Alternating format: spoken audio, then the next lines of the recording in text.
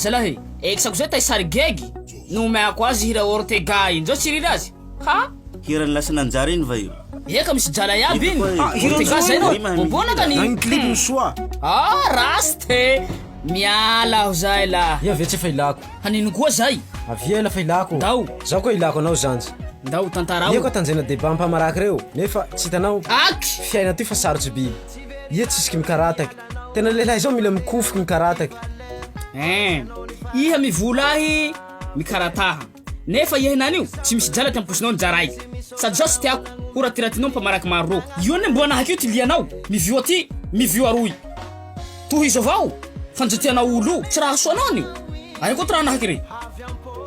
Toetsinao mbo avao fa tsy mety. Sady iha mivoara. Manaraha toetsy vazaha reo. Rô sakinao raha reo io.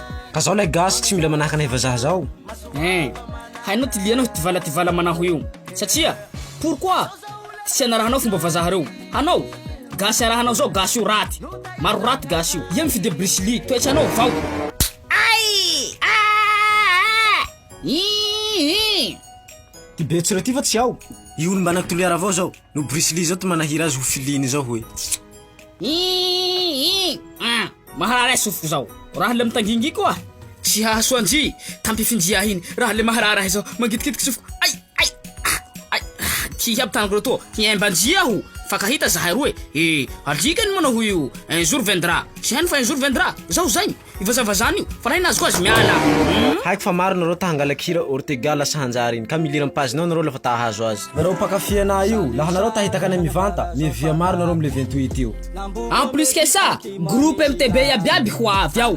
Zahay rô lay zany fetsy hitanareo ka ty fotoatsika zany le 28 octobre en Valuhaly am Baraking ao. Yes brada, raha io Manday ao. Zay fa uno haliniko ni veta. Comedy anti-monetidani Kadenta cha filifil fandes na bari-bari Facintitako volan comedy MTB sa Milani Fapikopi kwa Shui, fapikopi kwa Amy, fapikopi kwa EG, THG, fapikopi kwa Nando, fapikopi kwa